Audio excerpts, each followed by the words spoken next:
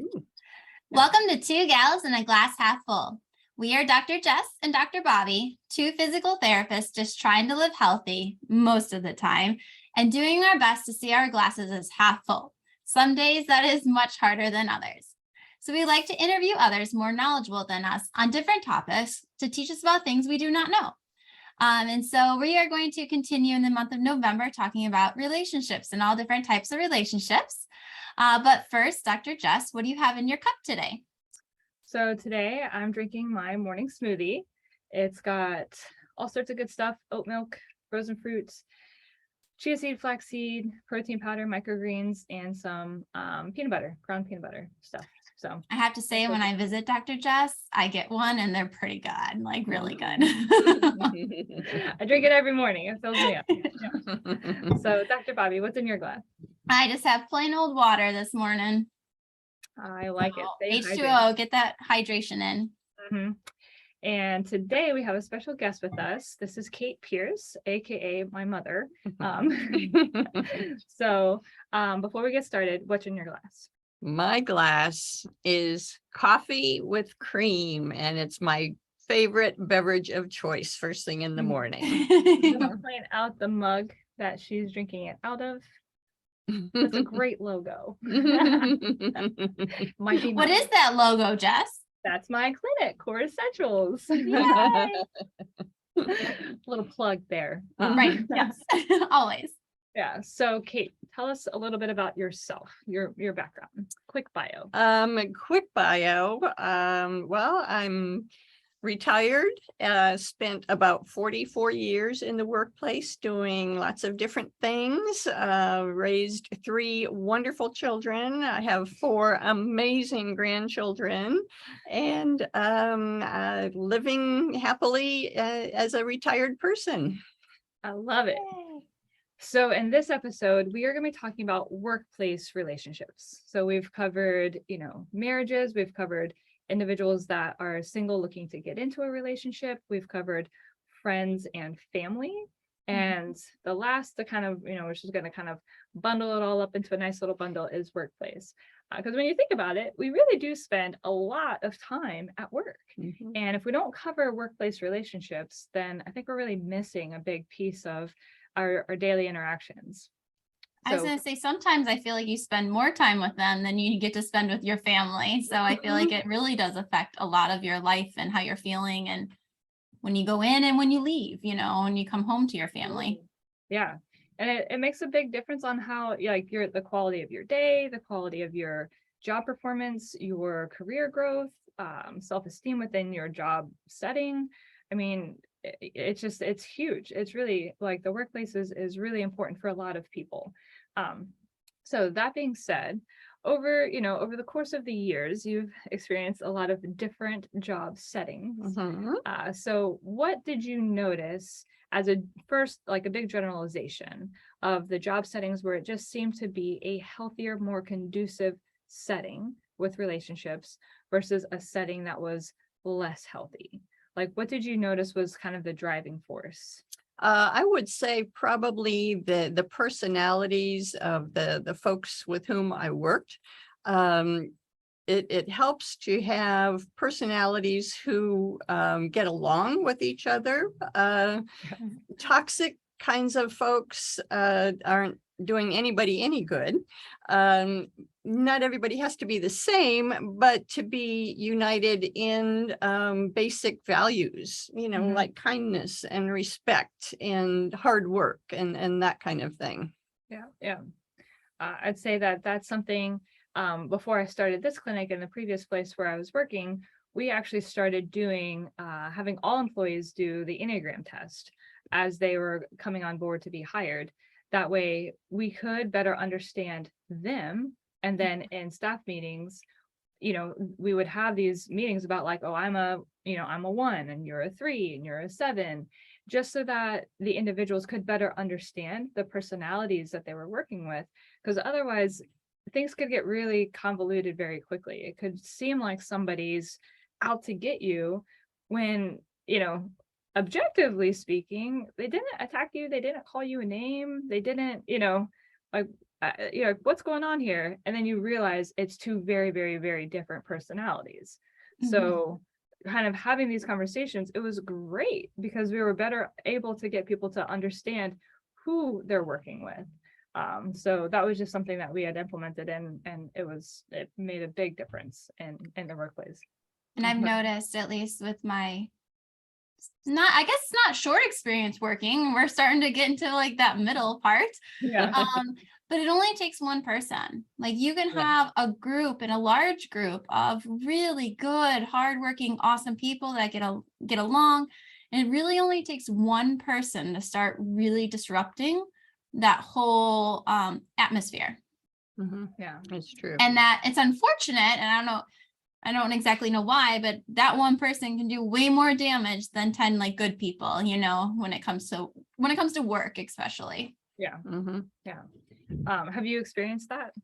I have actually, and I think a lot of it can go back to the hiring manager, someone who it's really helpful to have them in tune with the different kinds of personalities that are out there, and to look for maybe some red flags in the interview process. Of course, everyone's going to put their best foot forward and that kind of thing, but just to have that awareness and the kind of person that they want to bring into the organization, to just be aware, because absolutely one person can really it kind of create a cancer that goes throughout the organization, and it's amazing how one person Yeah. can do that, unfortunately. Yeah. Mhm. I like how you said it kind of comes to the hiring. And I think that is like, even we talked about earlier, leadership and how to, from that aspect, it kind of all veers down the same road. Yeah. Mhm. Have you experienced it, Bobby? Where The there's one, like one divider? yes. Yeah. And in my experience, it was a quote unquote leadership person. Mhm. Yeah. Which was even, I think, rougher Mhm. than Right. just like an employee. Yeah. And I have as well. It was, yeah. The amount I was questioning myself, and it was like, is this me? Like how can I not be seeing this straight? And I think from the leadership level, if it's not recognized that we have this individual in here that's just kind of creating all of this divide and contention, uh then it's never handled or addressed, then what happens is you start losing Mhm. good people, and then Yeah. that gets into retention issues. So it's always kind of funny how much that's not necessarily appreciated in a workplace setting. It's like, what are the qualifications? What's on the resume? How much has this person worked in this field? What kind of degree do they have? All that kind of stuff. But like, how do you become sensitive to the other things? Mhm. So as you progressed into your career and you came into a leadership role, how did you start looking for that kind of stuff? I didn't realize it at the time, but I had a boss who was just so gifted in knowing his people in the organization, knowing the needs of the organization, and fitting the people best where their strengths are. Mhm. And I think that I learned quite a lot from that. I didn't realize it at the time, but that was really, really helpful. It kept everyone in the organization knowing their piece of the pie and what they were Mhm. responsible for, and knowing the big picture also, but how can the individuals contribute what they can from their strengths. And I think I tried to bring that into my leadership style, was to let everyone know exactly, be clear about what they were doing and how they fit into the big picture. And everybody is integral into having everything work right. But also, I always had like an open door policy. So if anyone needed to come in one-on-one, I just always made the time for them because I think it's important for people to be heard and to have their thoughts and their feelings validated. And then that, I think, just contributes to a healthier workplace and the relationships that are in it. Yeah. I would say that open door is huge.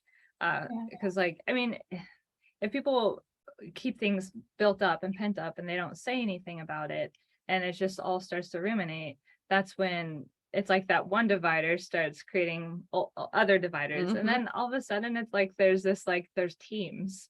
Mhm. I'm like, Yeah. what is that? And I think with the open door, I think that's really important. But then also, I think it's important to take that open door. And then like, once you're done, like once they kind of get out what they're feeling, to kind of turn it back and be like, okay, so how do you think we could fix this? So that way it's just not like a complaining room. It's like, okay, you can release your complaints, because we all need to do that. We all need to kind of let it go.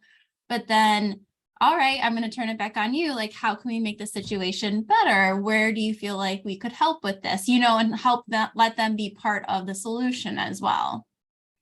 Yeah, and because then once they have buy-in into the solution, then it's more of a peer-to-peer kind of I think that's just much more effective when you're looking to just address issues or whatever it happens to be. But top down, really, that kind of heavy-handedness, I don't think, in my opinion, doesn't work very well. It's more just the coming up from from the individuals and coming together in seek of a solution. So Kate, did you ever in any of your positions do hiring? Yes.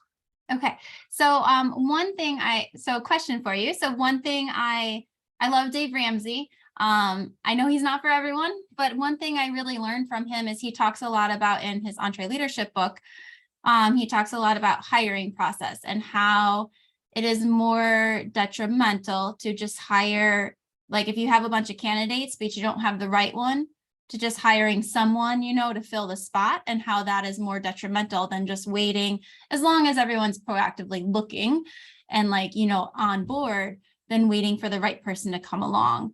And I know right now in the times, there's a lot of businesses out there that are trying to hire and can't find the right person. There's a lot of turnover. So do you have any words of wisdom or anything to speak to that, like hiring the right person versus just trying to take someone? Oh, absolutely. I think hiring the right person, even if you have to wait, is a whole lot more effective in the organization.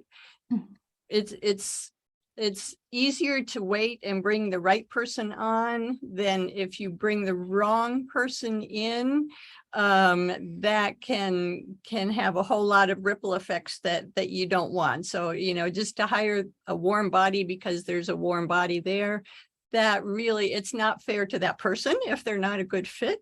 It's not fair to the organization and the coworkers and the whole feel of what needs to be. I think is detrimental to not have the right people on the bus, so to speak, and then the right people in the right seats on the bus. So right, yes. Yeah. And like then scenario, because it's not just on the bus, but where on the bus are they sitting? Right. Because it really, if you think about it, like same thing, like if you're in I work with some people that do dragon boating. And so it's like where you're positioned in the boat, on which side of the boat you're on, depending on what your strength is, like all of that, it matters. So the efficiency of that boat goes forward. It's not about just having a set number of people on the boat. Right. And so really understanding that, I think is huge for the soft skill component of leadership. Yeah. Sorry, I think I interrupted you. No, that's okay. I was going to say, so Yeah. what, from your role then in leadership, when you're waiting to find that right person, how do you help those employees that may be, overworking, taking on that job in that meantime? How do you create that good environment so they're with you, they are also on board that, yes, let's wait for the right person? I think a lot of it is just acknowledging that, yes, right now, this might be a difficult time. We all have to pitch in and do a little bit more and, show gratitude for them. But I think if you just as a manager acknowledge what your people are feeling and what they're going through, and you're transparent saying this is what we're doing, and we just don't want to bring on someone that won't be an asset to the team. I think for me, the whole concept of teamwork was always very helpful, because that way everybody has their place on the team. They know that what they do affects the greater good. And so just being aware of that and acknowledging, that this will end, it'll be fine, we'll bring someone great on. It just takes a little while. And, that way they're not in the dark. They don't feel like they're being taken advantage of. And so everybody's on the same page, so to speak. Mm-hmm. Yeah, I think that's something that, we've, in clinics, we've dealt with in the past with trying to bring on a clinician, trying to bring on front desk, whatever it might be. And it is like, it's brutal when you don't have the right help, but it's more brutal when you have the wrong help. Right. So like, it just like, I got, I'm always like, okay, we're just gonna like, just keep trucking, let's have lunch together, let's come together, let's communicate. How's everybody doing? What can we do to create those small breaks? Like, what's the point that's like tipping you over? Like, you're not looking good today. So what's going on? Can we take one thing off? And would that make the difference? Yes. Like if just this one thing was off, I could do the rest. Great. Let's get that off and let's figure out where we can put that. Right. Because sometimes it really is that just if we can just get one, then you can hold this pace for a while. Right. Not forever, but for a while.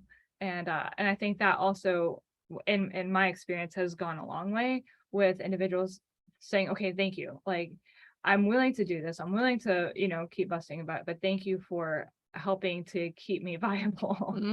Because, you don't want them to burn out and quit and everything else, because then it's like, now you're really in a bind. Yeah. I think the way I see organizations is, especially in the clinical world, is like a wheel. So, if you think of like, all the spokes in a wheel, like you have to have the spokes evenly distributed in order for the wheel to be able to hold the weight of the bike. And so each spoke is equally important. So whether it's the front desk, whether it's intake, whether it's billing, whether it's a clinician, whether it's marketing, all of that, every spoke is important. If someone wasn't answering the phone, then I wouldn't have a patient to see, right? So, and if we weren't getting paid on that patient, then we couldn't pay our people, right? So there's not one spoke that's more important. Each spoke has to evenly divide the weight of that wheel. And so the more that the team can understand that they are integral to the organization, then ideally there's value in that. And so then if they feel valued and they can come to the manager and say, hey, this is what's going on with me, and then be part of the solution, now that wheel's getting stronger and stronger. Yeah. And you're really starting to build up a way for the organization to work together. And hopefully you don't get blindsided. But like, really, I think for the most part, when people are valued, they give value back in. And then now we can start having a team that communicates. Well, and I think that builds trust. And I think trust is so important, that you can trust each other, you can trust your managers, because without that trust, I think things can crumble quickly also. Yeah. I was going to say, along with trust, I think one important thing, and this kind of goes a little bit with leadership, but I think it definitely affects the relationships in work, is like consistent expectations, especially from coworkers, from the leadership position of you know what their expectations are each day. So it makes it easy. I know what I need to go in, what I got to do, what makes them, what makes this person happy, whereas if it's someone I've seen, especially so with my coaching, where one day they're hard, one day they're joking, one day they're laughing, the kids have a really hard time knowing who came in today. Right. So I feel like that also, like in the working world, makes a big difference, is like just being very consistent with expectations on what needs to be done and things like that. Yeah. Well, and I think sometimes there's a misconception with people coming into the workplace, if they're sitting at a desk next to somebody or in an office with somebody, that somehow they're meant to be friends. And it's like this, feelings get hurt because they don't necessarily like want to do something after work, or, Mhm. it can get really muddled between friendship and then co-working relationship. And so I've seen that happen as well. And it's always been really interesting to me, like when I'm at work, like I'm here to work, not, I mean, we can be friendly, I would say, but Right. like I'm not coming in to be like it's Your goal isn't to create friendships when you go no, to it's work. completely different than social. Mhm. Now, if people are doing something outside of work and do want to get together to have dinner, hang out, whatever it might be, now that's different. Now you have a different hat on, right? Right. But I think it can get muddled, and Mhm. I think that also creates just difference in expectations of like, oh, but you're my friend, you should have my back, you should defend me. Even if it's like, well, you weren't productive, or you didn't get your job done, or whatever it might be. And it's like, no, it's like we're here to move this, whatever this is, from point A to point B. It has nothing to do, like, you hold up your end of the bargain, I hold up my end of the bargain, we're all trying to Yeah. just earn a paycheck, like. So I've seen that as well, where there's just a little bit of a difference between being friends and being coworkers. Mhm. And I do think there needs to be a line when you're at work, that we can be friendly and social as long as the job is getting done and we're here to do this job. That's our intention in the space. Right. So I don't know if you've noticed that in the past with Well, people. I have, and I think a Like- lot of that is really up to the manager or the boss or whatever to set that pace, to set those expectations, Mhm. and to make it very clear that, everybody has their job to do. And if there's something, that's not working, then let's address that. But Mhm. yeah, and then, just to set those boundaries between, this is the workplace, and, if you go out after work, hey, everybody's invited, and just keep it inclusive like that, because to pick and choose, that doesn't do much good for the overall morale of the organization. Which I think gets into culture of the organization, Mhm, right? very much. There's a in crowd and an out crowd. Mhm. And the minute that starts happening, then that really can affect the how people feel when they show up for Right. work. Yeah. Have you experienced that, Bobby? Like that in versus out? Yeah. Like, yes. And I've been on both sides of it at the same workplace. So, Ooh, that's confusing. You're Switzerland, right? You're like, hey, I had one job that I am so grateful I don't have, but I'm so grateful I got to experience, because it has shown me, like, it has shown me so much and like so much of like what not to do. And Uh-huh.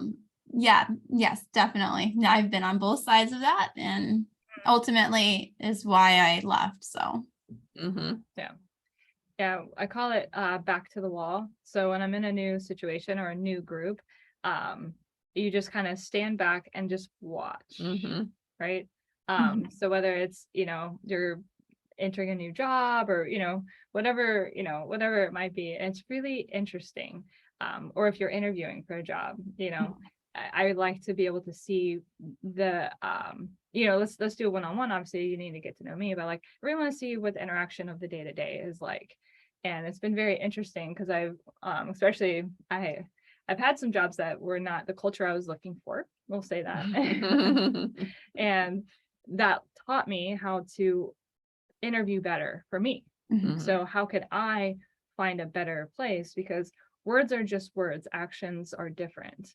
And so I would do an interview and then okay, I'd love to see just during the day, if I could just kind of observe for a little while, see what the Mhm. vibe of the clinic is. I mean, and you can, like, it's just palpable, like you can just Mhm. feel it. And you're like, nope. Like, I don't care what your pay is. Like, like, if I have to be there for, I mean, it's not 40 hours a week that you're there. No. No, like you're working 40 hours, but then you've got the lunch break built in with us and PT. We've got documentation time, we've got chart prep time. So, I mean, it is way more than 40 hours of your week that you're spending with this group of individuals. Mhm. So, like, it's just as important how much you're going to make as who you're going to be surrounded by. And on the flip side, you know, not from the employer side, but from the employee side, when you're looking for a job, really trying to spend some time observing in the environment where you would be working is quite interesting sometimes. Quite Yeah. interesting. Yeah, it can be very, that's actually a great idea, Jess. Mhm. And I ask when people come to work for me, same thing, please come and observe. You do not know. I can tell you whatever I want to tell you. I can, Right. you know, I can tell you anything I want, right? It's just words.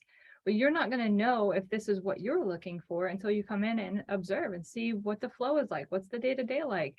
Meet who you're going to be working with, your coworkers. Is this the pace you like? Like, I don't know, right? 'Cause I want you to work here just as much as you want to work here. Mhm. It needs to be this, like, we both are really excited about this because it really feels good. So the observation time, I think, is really key. I mean, I've avoided some places before because of that. And it's just, like I said, back to the wall, you know, that way it's like, you just kind of, you know, look around, kind of get a vibe, eye contact, mannerisms, count the bodies in the room, you know, in my Yeah, world, like how many patients are here, Right. you know, we don't double book. Oh, but how many therapists are on the floor right now? That's a lot of people in here. Oh yeah, well, you know, but if someone comes in, well, I mean, we'll get them in. Oh, That's but you don't double book. Right. Yeah. Well, I mean, but if they need, you know, if they need an appointment that day, then we get them in. So if the schedule is full, you put them in. Well, yeah, that's a double book. That's meaning the schedule is full and you put them in. You're stealing time from somebody, right? I Yeah. mean, yeah. So it's like, that's the kind of stuff where I'm Yeah. like, if you're willing to be that dishonest with me about this, then what else are you willing to be Right. dishonest with me Mhm. about? And then, you know, so it's like all of that kind of, you know, communication. Yeah. Yeah. Perfect. Well, Kate, we really appreciate you coming on. Well, think my it's pleasure.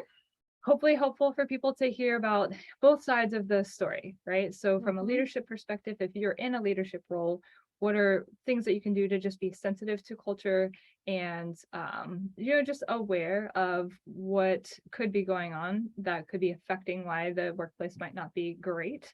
And it really, there's changes that you can implement that really are not all that difficult. You know, at the clinic I was in, the Enneagram was huge for us because we had really, really wide personality ranges. And that helped a ton. And you can do an Enneagram test for free.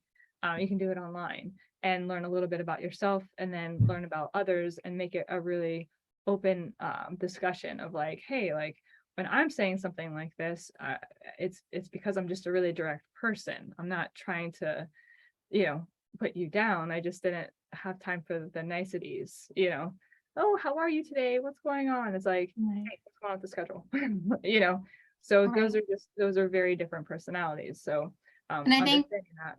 going with the love languages, that also, you know, how the love languages, you try to show others how you love or appreciate them in the ways that they understand. You can then use that Enneagram to understand, oh, this person, you know, doesn't do direct well. Like I need to be a little bit extra aware, especially when you're in a leadership role, a little extra aware of like how to approach them and how to help them and give them feedback.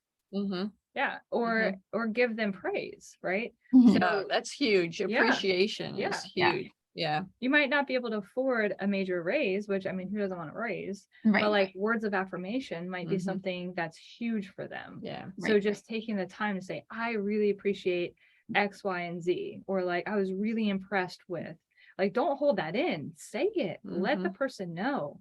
I mean, I've worked in jobs before where I didn't hear one bit of positive feedback ever. even though there was, all of the questionnaires that the patients would fill out, there was positive stuff in there. I never once heard positive feedback. The only thing I ever heard was, what are your stats? What are your numbers? And my impression of that was that all I was worth numbers. Mhm. Even if my numbers were good, it just was like, don't you appreciate like the patient's getting better? Like, why do we even do these surveys if you're not going to tell us the results? Like, Mhm. so it's things like that. Words of affirmation go a long way to show individuals how much you appreciate them. And then they're going to be more likely to share that with somebody else. Mhm. Right. So you're kind of, you're driving how that culture is going to play out. So then somebody else is more likely to say, oh my gosh, I was really impressed with what you did last week. So now the coworkers start using words of affirmation to show, hey, that really helped me. Thank you so much. So all of this plays into any kind of relationship, but workplace, I think, is something that it can be, I've experienced it. It can be very toxic, but it can also be really, really great and very positive. Mhm. Yeah. So, all right, everybody. Well, make sure to follow us we're on Facebook, Instagram, and we have a closed group on Facebook now where it's free to join. But we have a little bit more conversation there. We can kind of make sure we're admitting people in there that will have nice positive dialogue and great info on a daily basis that we post in there. And then we also have our paid group for those individuals that want to be part of the Two Gals Insiders. And that group is a group where you're able to have an portal that we have information that we can really tangibly make change. And so every month the information follows along with the podcast, but there's a lot of additional information in there. And then Dr. Bobby and I also go live once a month with our Two Gals Insiders members. And so we have prizes that we do, all sorts of fun stuff, but it's really about like truly making the steps to small change and helping that to living a more active and healthy lifestyle. And make So, sure to subscribe to us on YouTube as well. And we also put up extra little videos, physical therapy tips on there along with the podcast. Absolutely. All right, everybody, we will catch you next month, which is going to be December, and we're going to be covering gift giving.